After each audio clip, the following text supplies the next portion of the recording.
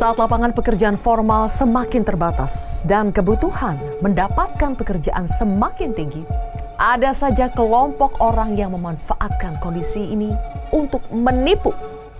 Indonesia tercatat sebagai negara dengan job scam atau penipuan lowongan pekerjaan tertinggi. 38% dari total penipuan di Asia Pasifik dan 62% dari seluruh penipuan lowongan kerja di Asia ada di Indonesia.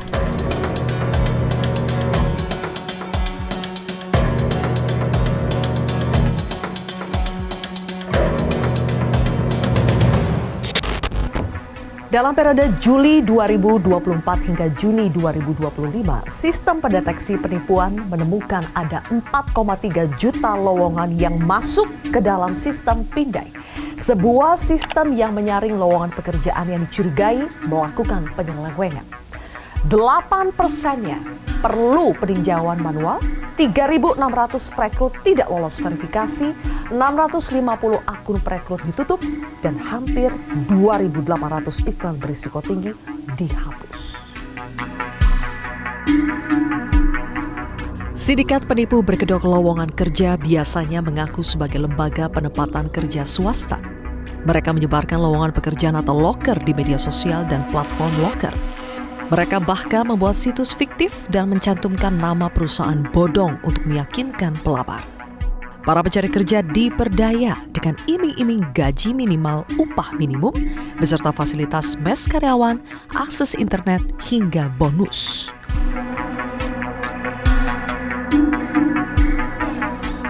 Menurut penyelidikan yang dilakukan oleh SIK, kasus penipuan loker paling banyak ditemukan pada 5 kelompok pekerjaan. Administrasi dan pendukung kantor, manufaktur, transportasi dan logistik, retail dan produk konsumer, perdagangan dan jasa, perhotelan dan pariwisata. Mas Robi, kenapa sih Indonesia tuh jadi sasaran utama job scam di wilayah Asia dan juga Asia Pasifik? Satu, pengguna internet Indonesia yang cukup luas, sudah cukup merata sampai pelosok negeri. Kedua, literasi digital mereka kurang. Ketiga, memang mungkin lahan pekerjaan juga sangat kurang kan. Sehingga ini dijadikan lahan untuk para penipu untuk jadi bagian penipuan mereka. Yaitu lahan basah ya. Betul sekali. Sampai sebanyak itu job scam yang terjadi di Indonesia. Memang apakah susah mengenali modus-modus job scam itu? Nah, kenapa mereka yang banyak korban yang tetap kena? Ya karena memang mereka butuh satu gitu kan. Butuh satu, udah gitu menarik. Nah, salah satu cara penipuan itu adalah gimana mempaketkan penipuannya ini menjadi sebuah barang menarik bagi calon korbannya. Nah, bagi mereka adalah ini kerjaannya ringan, gajinya tinggi. Terus dites dengan cara awal dan diberi komisi kecil di awal, si korban tuh langsung mikir, oh legitimate ini, sah nih gitu kan. Biasanya dikasih pemanis ya. Pemanis, pancingin komisi dulu. Begitu mau ditingkatkan, disuruh top up, disuruh deposit. Nah, disitulah orang gelap mata. Atau misal juga diberikan gaji murah, gaji tinggi, pekerjaan rendah di luar negeri, menarik gitu kan. Nah, tapi untuk ini ada perlukan biaya-biaya bla bla bla ini yang akan dikembalikan nantinya segala macam. Orang ada gelap mata juga di situ. Kalau belakangan kan kita juga sering dengar Kamboja ya, Mas iya, Ruby ya. Betul. Betul. Selain job scam juga ada persoalan TPPO ya. TPPO, kemudian online, judi online dan segala macam, dan banyak juga yang sebetulnya orang-orang kita yang mereka melamar biasa dengan kualifikasi pekerjaan yang sebetulnya biasa saja, tapi tahu-tahu nyampe di Kamboja, dipekerjakan di Kamboja. Itu mereka tekniknya gimana? Menariknya si korban ini nggak hanya orang umum ya, tapi pekerjaan-pekerjaan yang umum, operator, administrasi biasa, tetapi juga orang-orang IT menariknya. Tapi satu paket nih. Nah, saya mau ceritain dua ini. Modusnya adalah mereka dapetin penawaran kerja terkesan resmi di awal. Dan bukan di Kamboja, biasanya di Thailand. Oh, nggak langsung bilang Kamboja ya? Kamboja. Nggak menariknya ini, utamanya di Thailand. Ataupun negara lain yang dekat Kambojanya, Myanmar juga. Nah, setelah mereka sampai Thailand nih, dengan iming-iming segala macam, sama kayak kita nonton film di TPPO, itu begitu nyampe mereka yang dijemput, administrasi di kantor, untuk ini paspor kamu kami tahan ya untuk jaminan kerja di perusahaan nanti gitu. Mereka ditahan tuh dan mikir itu adalah bisnis as usual. Tetapi yang terjadi adalah setelah itu paspor ditahan dan mereka dalam penguasaan si kelompok pelaku, mereka dipindahkan baru ke Kamboja. Mereka masuk ke Thailand atau negara lainnya kan legal. Ya. Begitu mereka dibawa ke Kamboja secara ilegal. Pastinya kan. Paspor juga ditahan. Paspor ditahan sama mereka lagi. Jadi mereka nggak ada data bahwa mereka pernah ke Kamboja. Sekarang teknologi makin canggih, Mas Ruby. Mereka modalnya juga makin banyak, pemainnya dari yang lokal sampai yang jaringan internasional ada. Pengawasan kita bagaimana? Cukup canggih juga nggak? Nggak ada masalah. Nggak ada? Nggak ada, tapi terbatas. Misalnya kayak di OJK terbatas untuk bidang finansial di sektor keuangan. Di Komdigi juga kita sama tahu cuma judi online atau pornografi. Nah, alias di BSSN kebetulan mereka tidak terlalu fokus lah untuk hal ini karena mereka lebih fokus untuk keamanan siber di instansi pemerintah ataupun industri. Nah, sehingga memang pertanyaan itu tadi saya jawab memang tidak ada, bisa dibilang tidak ada karena terlalu gampang masyarakat Indonesia ditipu dan mereka nggak tahu harus kemana, lapor gimana, dan penurunan itu nggak terjadi, selalu peningkatan penipuan baik jumlah korban maupun jumlah kerugiannya. Jadi yang merasa jadi korban bagaimana? Harus bagaimana Mas Ruby? Kalau udah terlanjur nih, terus baru kayak ketipu nih, harus kemana Mas Ruby? Kalau menurut saya solusinya jangan dibagi-bagi lagi. Ini pelaku cyber crime organization ini mereka aja enterprise gitu loh, mereka aja besar. Ini kita ke penipuan seperti ini mestinya ada satu tempat khusus, terpusat. Apapun jenis penipuannya itu. Mau di kementerian lembaga manapun betul. Sambil menunggu itu ada, jadi kita gimana dong, Mas Ruby? Gimana dong? Selamatkan diri masing-masing, melindungi diri masing-masing. Mau nggak mau kita naikkan literasi digital, kita naikkan security awareness. Orang banyak nggak sadar bahwa security awareness itu bukan tugas orang IT aja, tapi untuk semua orang. Nah, balik lagi ke saat ini memang mau nggak mau individu sendiri yang harus menjaga diri mereka masing-masing. Ya, jadi jangan mudah tergiur dengan tawaran yang too good to be true tadi ya. Betul. Baik, kalau begitu jangan sampai kita niatnya mau mencari uang malahan harus keluar uang ya. Terima kasih Mas Ruby. Pola penipuan ini biasanya diawali dengan transfer komisi kecil untuk membangun kepercayaan korban. Pada tugas berikutnya, korban diminta menyetor deposit dana yang tentu tidak dapat dikembalikan. Salah satu hal yang penting dan sering luput dari perhatian pelamar kerja adalah mencari tahu profil perusahaan yang dituju. Sebelum memasukkan lamaran kerja, tidak ada salahnya memastikan kebenaran tentang perusahaan yang dituju. Hal-hal yang harus diwaspadai adalah tawaran gaji yang tidak masuk akal, penggunaan alamat email pribadi dan alamat kantor yang tidak jelas, serta modus perusahaan minta uang muka alias DP dengan alasan uang pelatihan. Menurut perhitungan Badan Pusat Statistik hingga November 2025, sekitar 7,4 juta orang di Indonesia membutuhkan pekerjaan. Lulusan sekolah menengah kejuruan adalah kelompok tertinggi yang belum memiliki pekerjaan. Persentasenya 8,63%. Lalu SMA 6,88%. Pendidikan setingkat sarjana 5,39%. Diploma 1, 2, dan 3 4,31%. SMP 3,8% dan sekolah dasar 2,3%. Kebutuhan pekerjaan yang mendesak membuat orang gampang tergiur dengan iming-iming palsu. Siapa sebenarnya para penipu ini dan bagaimana solusi untuk melindungi para pencari kerja dari jerat job scam? Inilah kontroversi selengkapnya. Ku tertipu, loker palsu.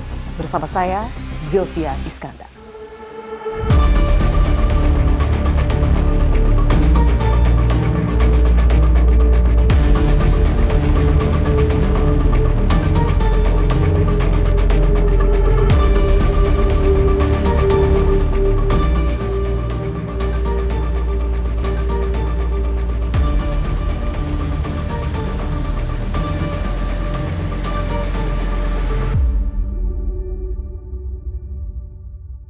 4 narasumber sudah hadir di studio Metro TV. Di sebelah kanan saya Direktur Bina Penyelenggaraan Pelatihan Vokasi dan Pemagangan serta PLT Kepala Pusat Pasar Kerja Kemnaker, Pak Surya Lukita Warman. Pak Surya, selamat malam. Malam. Kemudian juga ada anggota Komisi 9 DPR RI Irma Suryani Caniago. Uni Irma, selamat malam. Selamat malam Julia. Berikutnya juga ada salah satu korban job scam yang langsung kami hadirkan di studio Metro TV, Benita Irisa. Selamat malam, Mbak Benita. Dan juga ada pengamat ketenagakerjaan Bang Timbul Siregar. Bang Timbul, terima kasih sudah hadir di Metro TV. Saya langsung ke Mbak Benita. Mbak Benita, boleh diceritakan kepada kami secara singkat, apa modus penipuan job scam yang Mbak Benita alami? Oke, kalau di saya itu, saya bukan di platform yang kayak tempat penawaran kerja, tapi lebih bukan platform resmi? Bukan platform resmi, tapi bukan yang biasanya buat ngelamar kerja. Oke. Jadi Instagram. Dari Instagram? Dari Instagram karena saya biasanya cari kayak loker untuk freelance, kayak gitu, pekerja lepas atau side hustle. Akhirnya masuk ads-nya, iklan. Dalam bentuk iklan ya, Instagram? Betul, iklan Instagram yang videonya itu menawarkan kayak pekerjaan freelance atau side hustle, orang mau nambah penghasilan kayak gitu. Akhirnya saya klik, akhirnya di direct ke WhatsApp. Oke. Pakai WhatsApp. Dari WhatsApp itu diarahkan sama admin. Ketemu sama admin, saya tanya-tanya ini tuh apa, gimana caranya, dijelaskan. Akhirnya dikasih tahu tuh kalau misalkan kita top up 15.000 misalkan. Awalnya di awal itu kita top up 15.000. Nanti untuk pelatihan gitu, pelatihan untuk melaksanakan tugasnya itu seperti apa. Jadi disuruh bayar duluan tuh, ya, 15.000. Betul, iya. Oke. Sebagai pendaftaran. Aha. Sebagai pendaftaran di awal. Akhirnya daftar, bayar 15.000, disuruh nanti caranya kayak gini ya. Akhirnya dimasukin ke grup. Setelah dimasukin ke grup, dan diperkenalkan ke namanya mentor. Ada namanya mentornya, nomor gitu, disuruh ngechat ke situ. Dari situ di grup itu ada banyak orang isinya di grup itu. Ya ada yang nanya ini resmi nggak, terus tapi ada sebelumnya itu chatnya itu kayak ngirim bukti transfer, udah masuk, saya udah transfer ya kayak gitu-gitu. Terus ada dari adminnya itu ngirim list tugas. Oke, apa itu tugasnya? Tugasnya itu jadi kita bisa pilih dari yang kita mau top up 150.000 atau top up 200. Top up 500, 2 juta, sekian kayak gitu. Dan itu diupdate setiap 30 menit sekali. Jadi gitu. tugasnya ganti-ganti terus itu? Tugasnya akan tetap sama nanti. Okay. Tugasnya itu nanti kalau misalkan kita pilih yang 150.000, kita akan dikasih, kita harus confirm ke mentornya. Ke mentor ini, kita pilih nih tugas yang 150.000. Akhirnya dari situ nanti dikirim link Shopee ataupun apapun gitu. Link Shopee sih, kemarin aku link Shopee.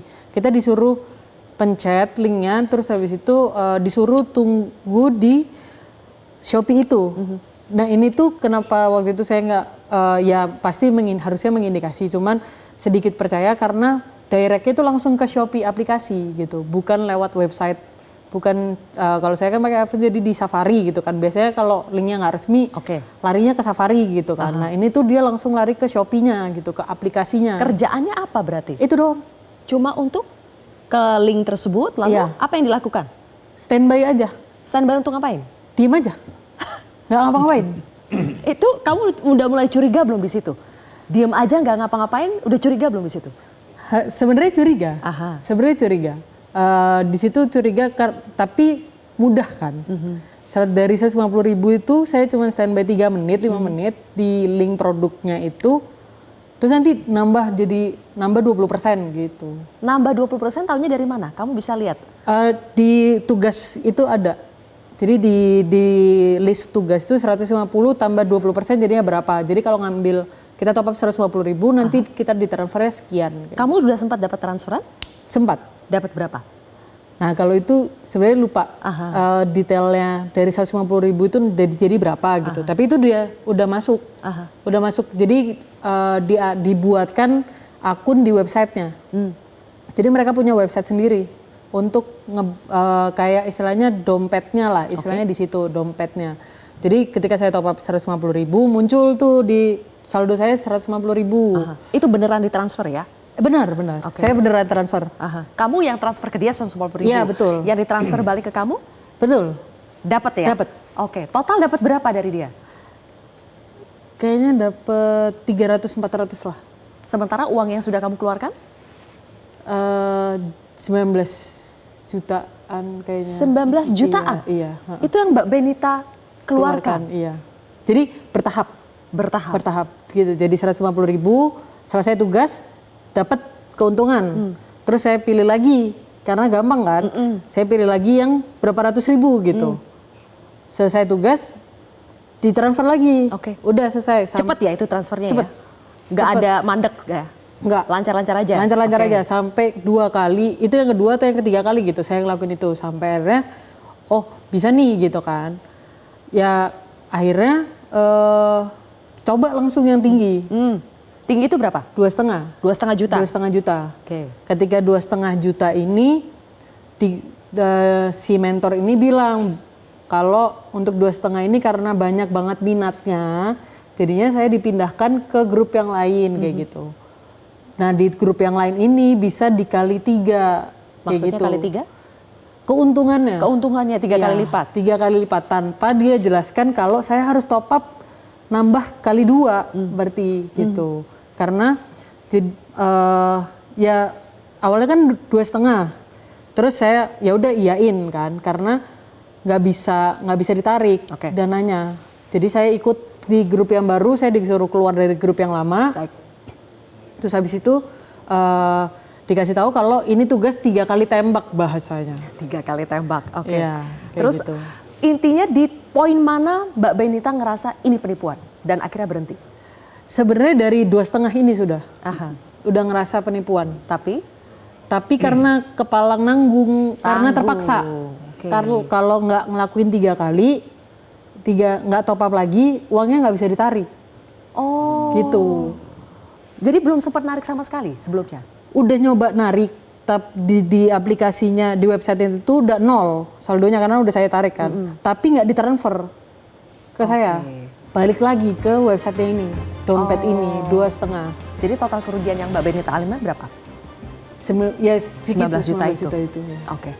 Kenapa ini bisa terjadi, dan kalau dari data yang sudah kami paparkan tadi pemirsa, bahwa Indonesia itu menjadi sasaran empuk bagi para pelaku penipu job scam. Apa sebetulnya yang bisa kita lakukan untuk mencegah job scam terus terjadi di Indonesia? Kami akan membahasnya sesaat lagi.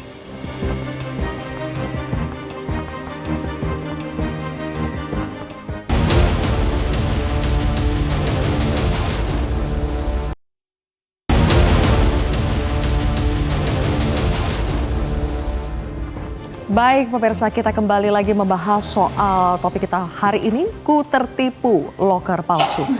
Pak Surya, apa yang membuat Indonesia menjadi target atau sasaran empuk job scam? Aduh, ya tadi di awal kan udah dikasih tahu ya. Pertama memang kondisi ketenaga kerjaan, banyak orang nyari pekerjaan. Sedangkan pekerjaan agak terbatas. Nah satu itu, nah yang kedua juga yaitu tadi literasi digital. Nah, masyarakat kita masih terbatas. Nah ini baru melek nih internet. Jadi banyak juga sekarang rame di internet. Gen Z juga pada senang dengan media sosial. Nah makanya sekarang itu banyak job scam itu di media sosial. Jadi kalau kami sih pemerintah sebenarnya ini kan kalau untuk lowongan pekerjaan itu ada aturannya. Jadi setiap perusahaan, kalau kita bilang tuh di Kemenaker ada perusahaan penempatan tenaga kerja swasta itu harus berizin. Ada yang daring itu pun harus berizin. Jadi kayak job portal yang berizin itu banyak. Saya nggak sebut nama ya, tapi itu pada berizin. Nah kalau di situ pada saat berizin itu sudah ada. Kita persyaratkan bahwa mereka mempunyai mekanisme untuk melakukan verifikasi lowongan pekerjaan yang diposting di job portal mereka. Nah cuma memang kalau yang di medsos tadi yang disampaikan Mbak Benita ya. Itu lewat Instagram Ads katanya. Medsos, Instagram, ada juga Telegram, kami dengar macam-macam. Ya, WhatsApp. Betul, itu tidak berizin. Jadi sebenarnya itu tidak masuk kategori perusahaan penempatan tenaga kerja. Itu agak Kalau tidak waspada. berizin berarti tidak diawasi atau sulit untuk diawasi? Mereka hanya memberikan informasi sebenarnya. Ya sama aja kayak kita ngasih informasi ke teman kita ya, ini ada lowongan pekerjaan, sah-sah saja. Cuma ya itu yang dimanfaatkan sama ya scammer ini.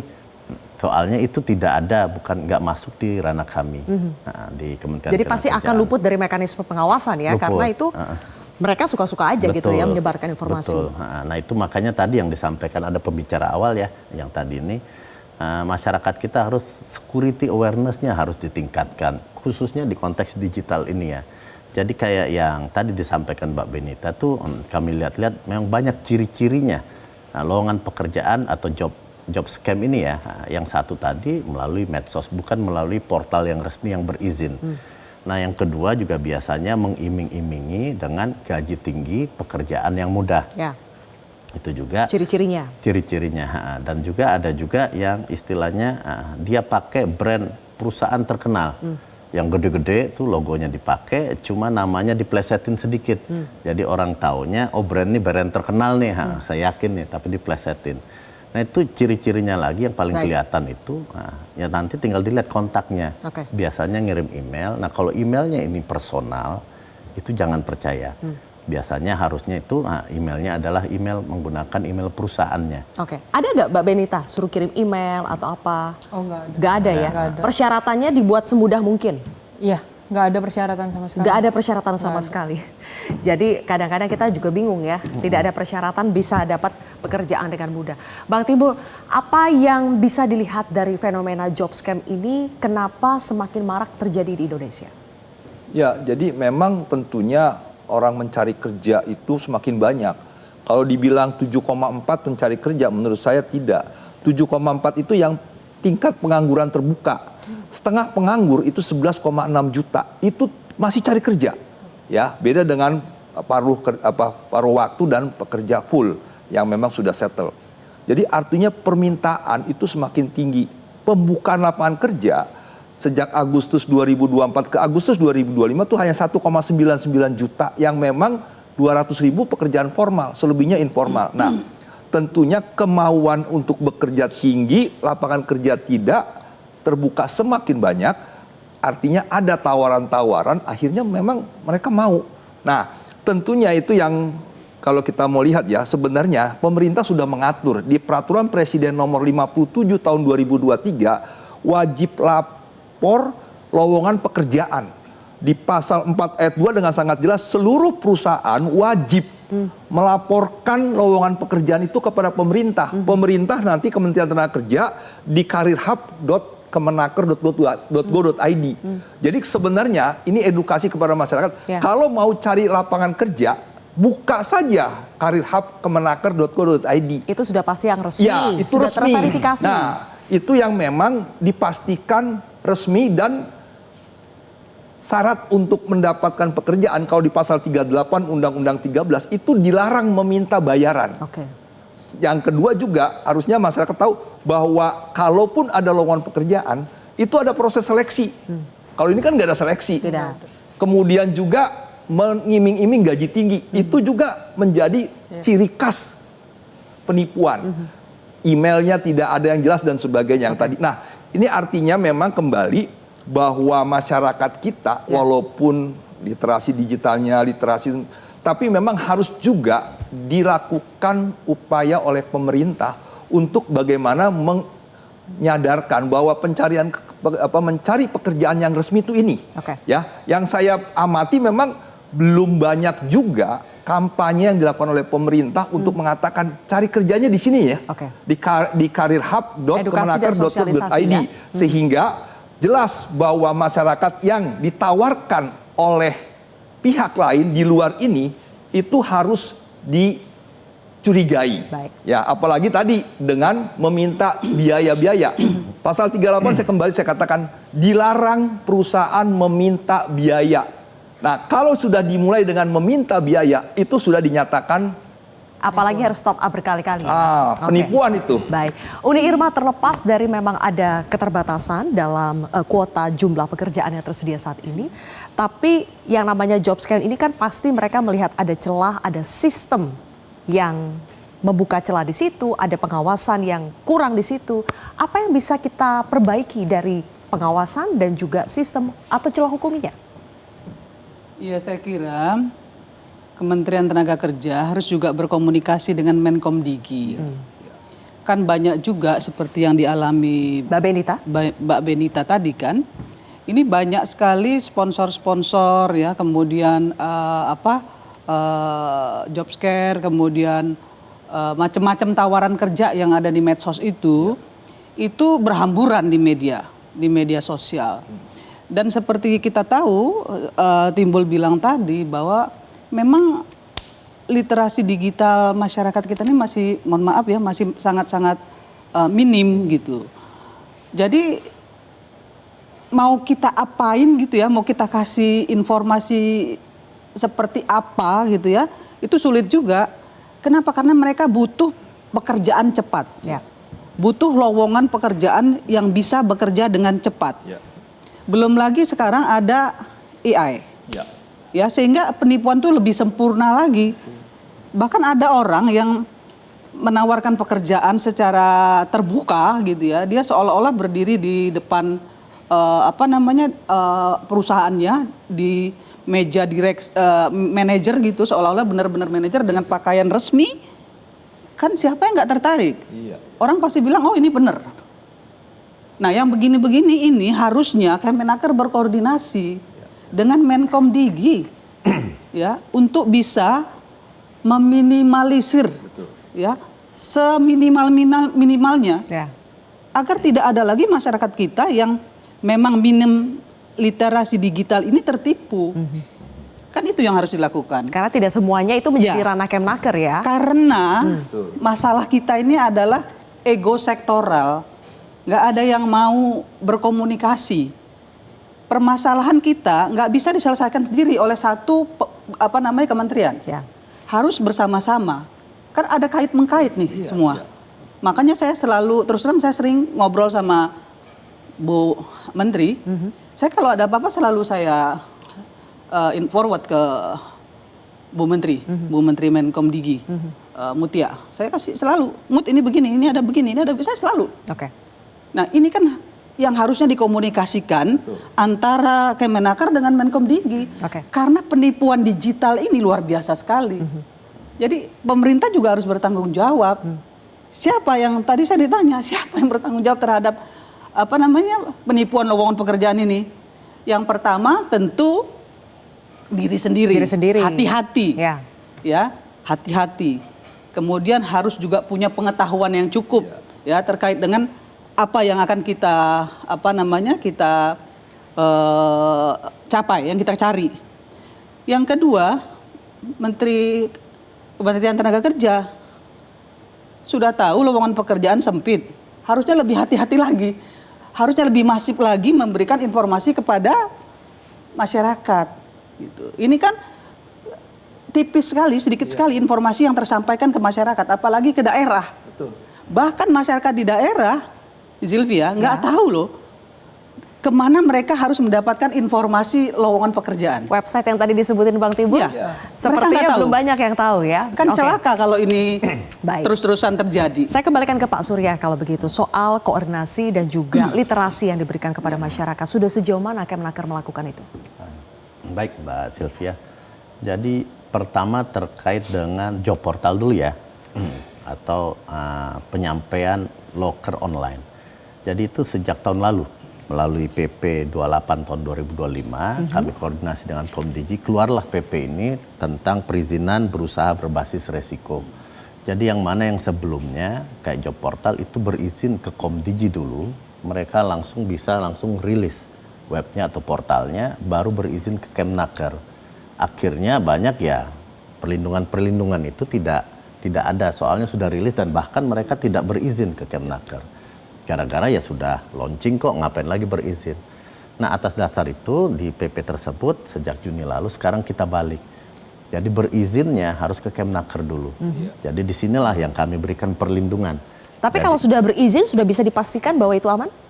Ya mekanismenya sudah diatur di situnya, di izinnya. Jadi kita pastikan, ya pastikan 100% mungkin susah ya. Nah, scam ini kan banyak aja lika-likunya, cuma ya kita usahakan. Dan selain itu juga, sekarang kami memang tadi yang disampaikan Pak Timbul di Career Hub, Karir Hub itu job portal yang dikelola oleh Kemnaker. Jadi berbagai lowongan pekerjaan ada di sana. Nah ini kami integrasikan, jadi semua job portal yang berizin tadi yang kami berikan izin, kami integrasikan lowongan pekerjaannya agar masuk semua di Karir Hub. Saat ini sudah ada 3 job portal sudah gabung, sudah ber-MOU ada 8 lagi, jadi insya Allah dalam waktu dekat semua lowongan-lowongan ini akan tergabung di dalam portalnya pemerintah di Karir Hub tersebut. Nah disinilah kami gampang untuk mengawasi, memverifikasi, soalnya perangkat kami itu lengkap sampai daerah. Jadi yang kayak yang di kami ya, yang di Karir Hub ini, yang di punya Kemnaker, kalau ada lowongan pekerjaan. Boleh. Maaf ya. Siap. Anda tadi bicara bahwa perangkatnya sampai ke daerah. Mohon maaf sekali ya. Saya setiap kali reses turun ke daerah, bertemu dengan masyarakat tuh nggak ada yang tahu tuh Karir Hub. Ya, bahkan mereka yang namanya informasi kalau mau cari kerja itu bisa ke Disnaker aja mereka nggak paham. Yang kedua, Disnakernya juga duduk aja, nggak turun ke bawah menginformasikan mengedukasi dan menginformasikan ke masyarakat. Nggak turun. Kalau ditanya kenapa nggak turun, nggak ada anggaran. Itu fakta loh. Iya. Makanya saya selalu bilang jangan juga selalu berlindung di balik ini susah. Nggak ada yang susah kalau memang ada kemauan dari pemerintah untuk melakukan pengawalan, untuk melakukan kontrol, untuk melakukan perbaikan. Agar masyarakat yang rentan ini tadi, masyarakat yang lapangan pekerjaan sempit ini tidak tertipu. Baik, langsung dijawab Pak Surya. Ya, jadi izin Pak Sylvia, Mbak Irma. Jadi yang saya maksud tadi, perangkat kami sampai di daerah dinas-dinas itu dalam konteks memverifikasi lowongan. Jadi yang di Karir Hub yang selama ini kami jalankan, kalau ada lowongan pekerjaan masuk pada saat posting, kira-kira ada yang agak lain ya, perusahaannya baru kita lihat di sana, kita hold dulu, itu kita sampaikan ke dinas. Jadi dinas kami yang ada di provinsi dan kabupaten kota itu yang melakukan verifikasi. Jadi mereka ngecek keberadaan perusahaannya, lokasinya, kalau memang benar kami diinfokan, baru itu kita posting lowongan pekerjaannya. Jadi seperti itu untuk pengawasannya. Jadi tapi memang benar yang Bu Irma sampaikan tadi, sosialisasi kami memang agak kurang.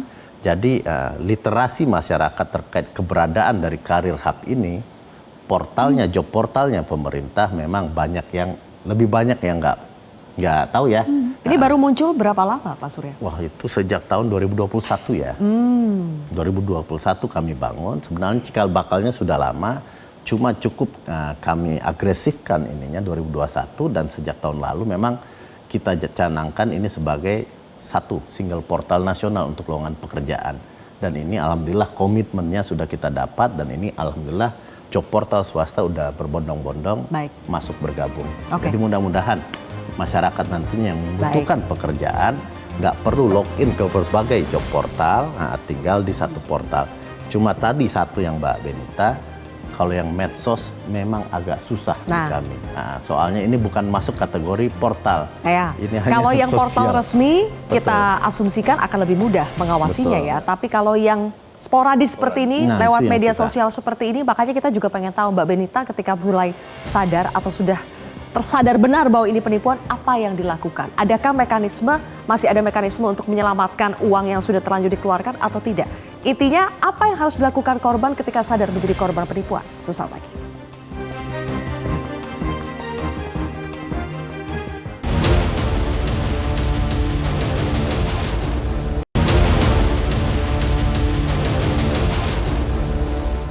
Apa yang harus dilakukan korban penipuan job scam? Kita ingin tahu cerita Mbak Benita, adakah upaya-upaya yang Mbak Benita lakukan untuk bisa mendapatkan uangnya kembali?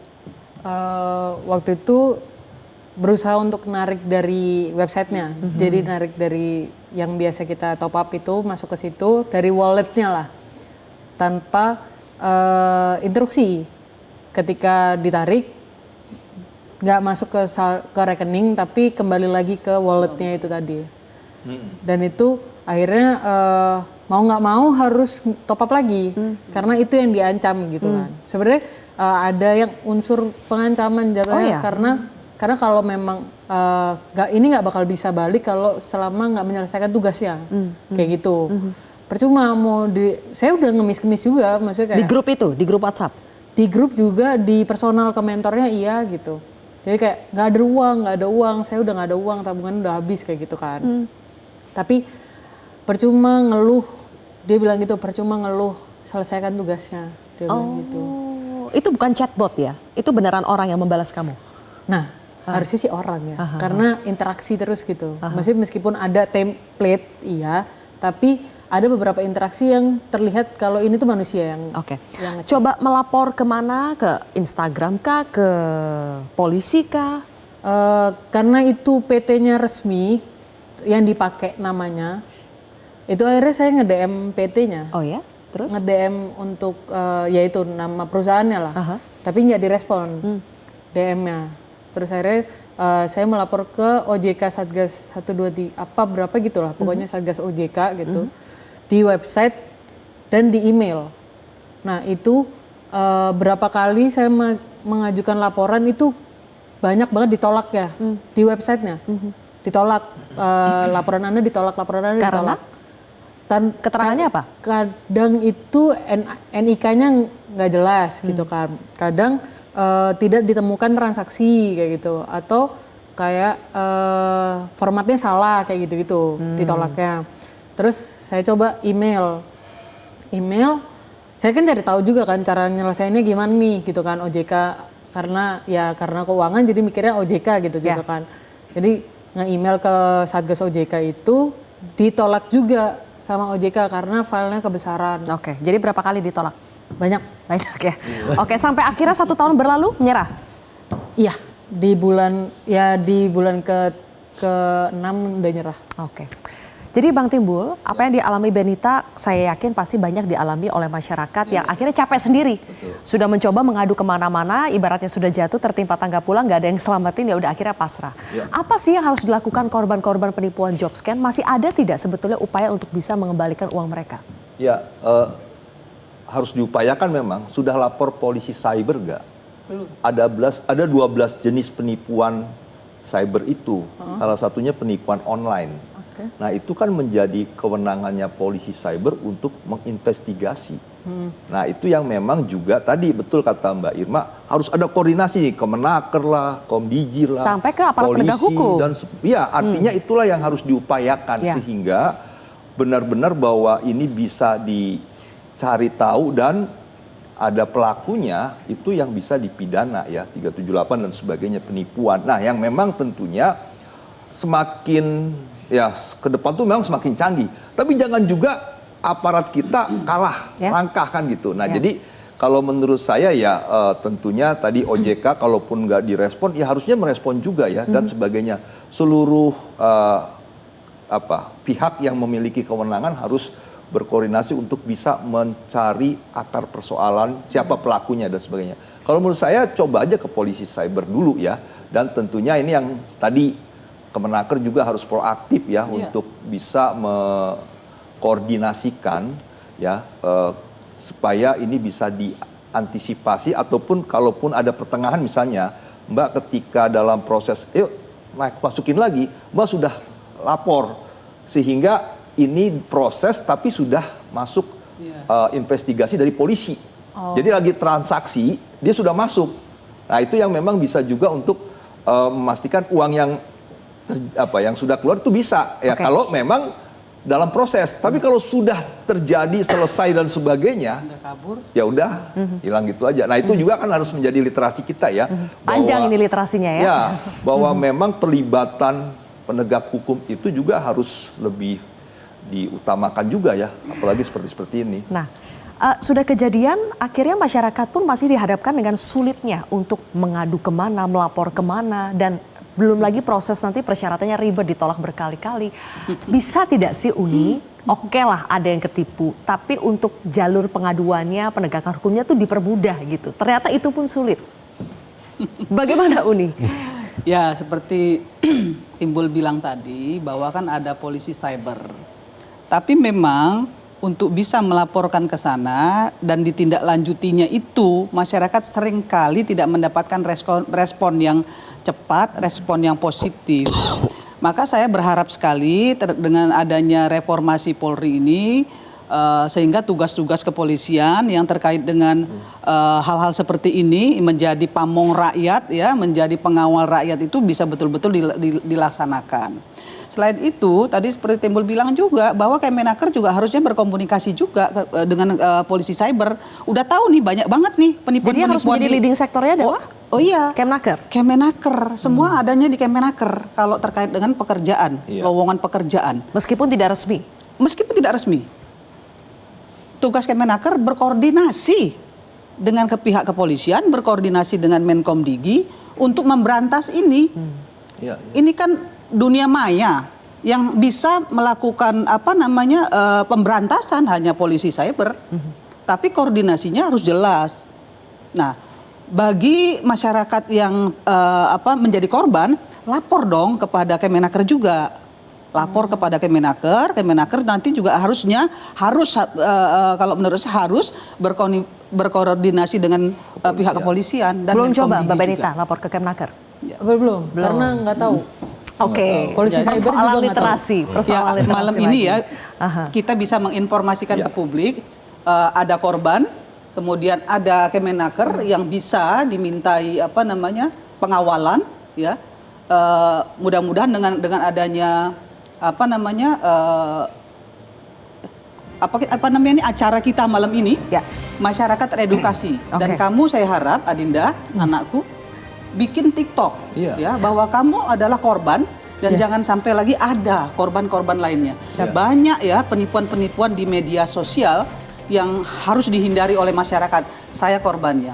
Itu akan baik sekali untuk mengedukasi masyarakat. Baik. Saya kira itu penting ya, menjadi tanggung jawab moral Ananda untuk menginformasikan kepada masyarakat. Oke, nanti kita minta bagi tips ya, karena ternyata yang menjadi korban itu bukan hanya mereka yang kita lihat dari mungkin latar belakangnya tidak tahu persoalan teknologi, tapi ada juga orang-orang yang sebetulnya paham teknologi, paham soal digital marketing, tapi tetap bisa juga kena menjadi korban penipuan. Dan permainan ini bukan hanya melibatkan para pemain lokal, tetapi juga penjahatnya sampai ada jaringan internasional. Mencegahnya seperti apa solusinya sesaat lagi pemirsa.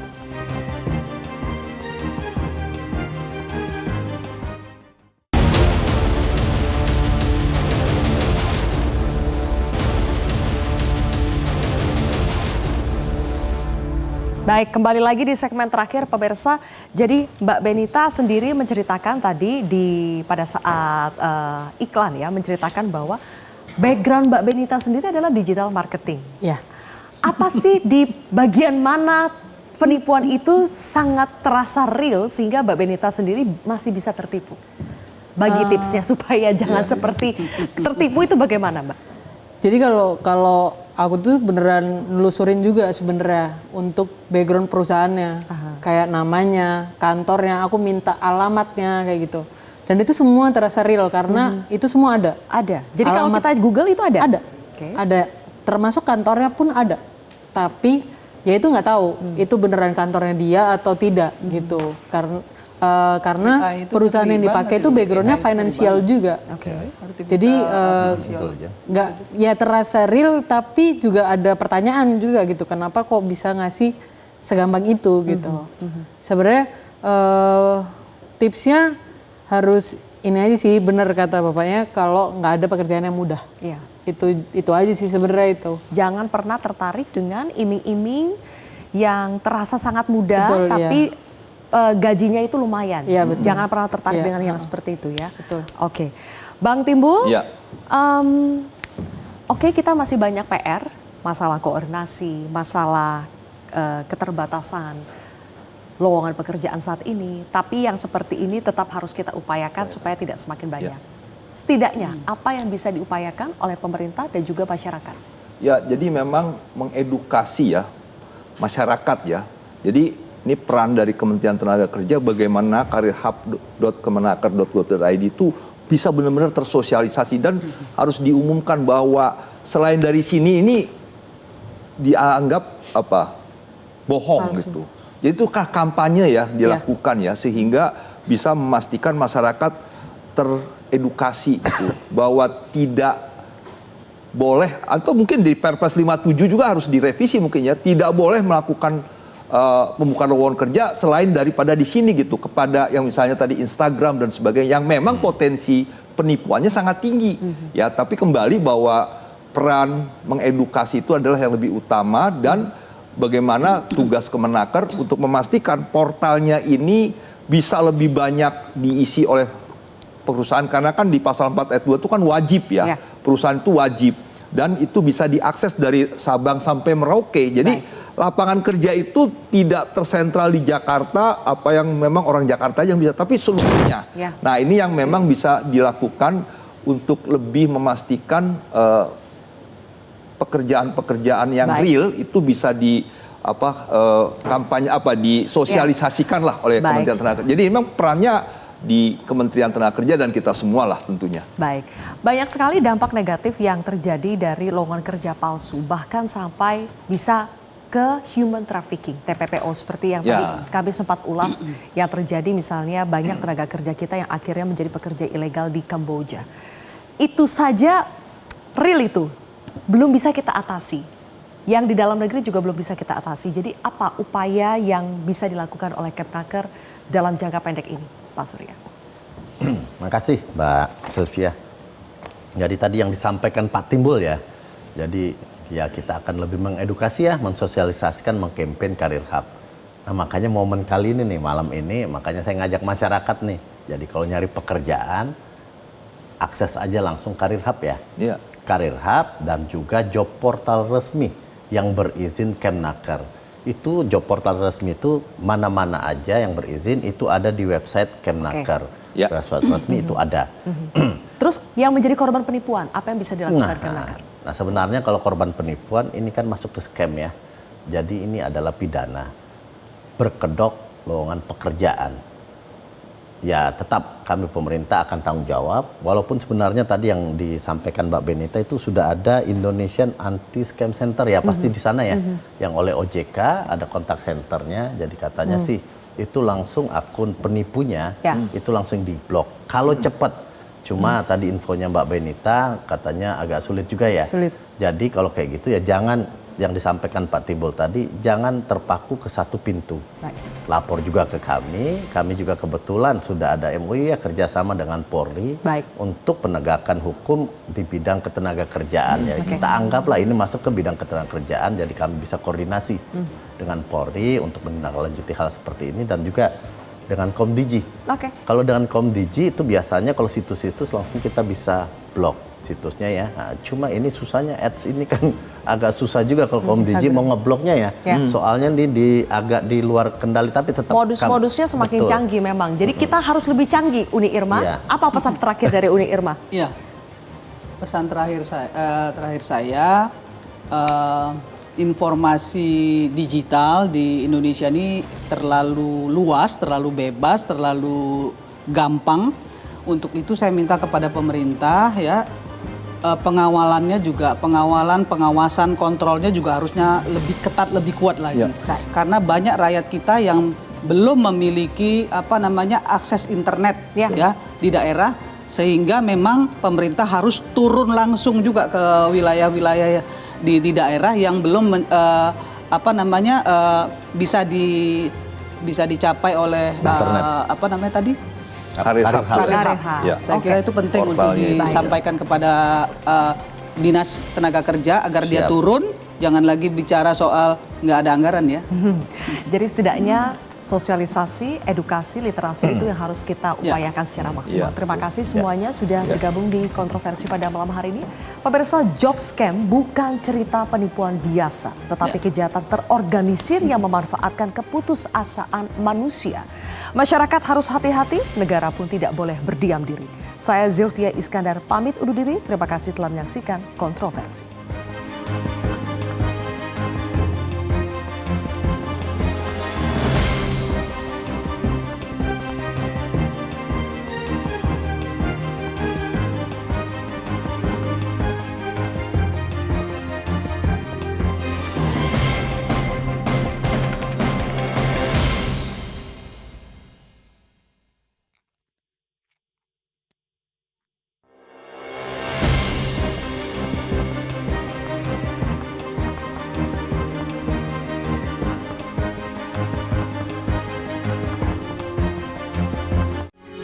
Metro TV. Jelajahi cara baru mendapatkan informasi. Download Metro TV Extend sekarang.